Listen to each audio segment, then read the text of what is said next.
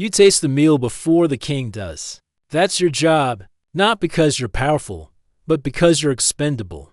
You lift the spoon, knowing that if something is wrong, your body will discover it first. And as strange as it sounds, that quiet moment before you swallow feels familiar. Because in your own life, you're often the one who absorbs the risk, the discomfort, the emotional poison, so others can feel safe. Being a medieval food taster wasn't about luxury. It was about vigilance. You live with the constant awareness that danger could hide in beauty, that something carefully prepared could still harm. That kind of life changes a person. Psychologically, it wires you to anticipate threat everywhere. Neuroscience calls this hypervigilance. You call it being careful. You call it caring.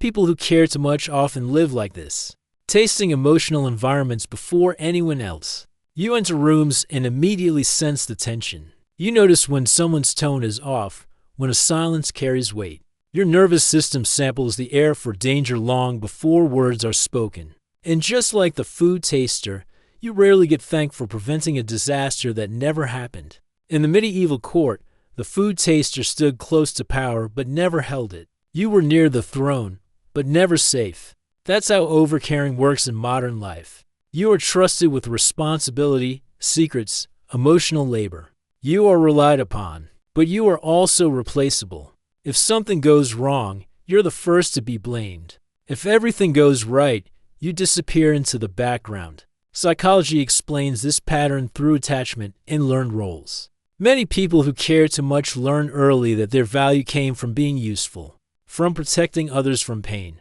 Maybe you learned to read moods to avoid conflict. Maybe love felt conditional, tied to how well you managed other people's emotions. Your brain adapted beautifully to survive. But survival isn't the same as peace. There's a quiet fear that follows you. Not always conscious, but present. A sense that if you stop paying attention, something bad will happen. That if you relax, someone will get hurt. The medieval food taster didn't get to enjoy the feast. Neither do you. You're too busy monitoring, adjusting, sacrificing your own hunger so others can eat comfortably. The unhealthy side of caring too much shows up here. You become the buffer, the filter. You take in what's toxic so others don't have to. You swallow resentment, disappointment, exhaustion, telling yourself it's fine. Over time, your body keeps the score.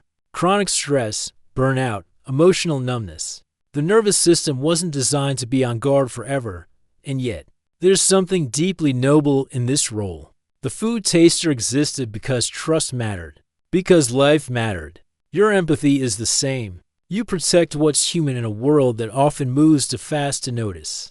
Behavioral science shows that highly empathetic people strengthen social bonds, reduce conflict, and increase collective safety. You are not weak. You are carrying a responsibility others avoid. But here's the truth history rarely tells. Many food tasters died young, not just from poison, but from the constant strain, from living in a state of suspended fear, from never being allowed to say no. Caring too much can quietly shorten your emotional life if you're not careful. You were never meant to be the only line of defense. You were never meant to carry everyone's safety alone. Boundaries are not selfish. They are survival. Neuroscience shows that when you share responsibility, when you allow others to face consequences, your brain can finally rest. Trust can become mutual instead of one-sided.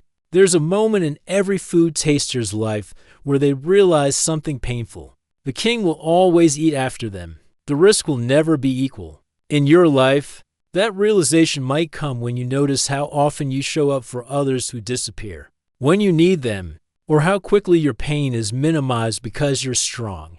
Caring too much doesn't mean you should stop caring. It means you need to stop tasting everything. Not every dish is yours to sample. Not every emotional meal is yours to swallow. You're allowed to say, "This isn't safe for me."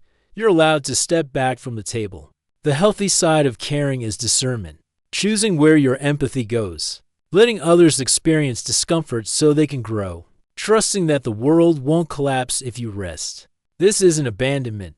It's balance. If you've lived your life as the emotional food taster, constantly checking if it's safe for everyone else, this is your permission to sit down, to eat for yourself, to notice your own hunger. You don't have to prove your worth by risking your well-being. So as the candles burn low and the feast continues, ask yourself gently, what would change if you stopped being the first to taste? If you trusted that your life is just as valuable as the people you protect, and if this story feels like it's been whispering your name, maybe tonight is the night you finally choose to savor something for yourself.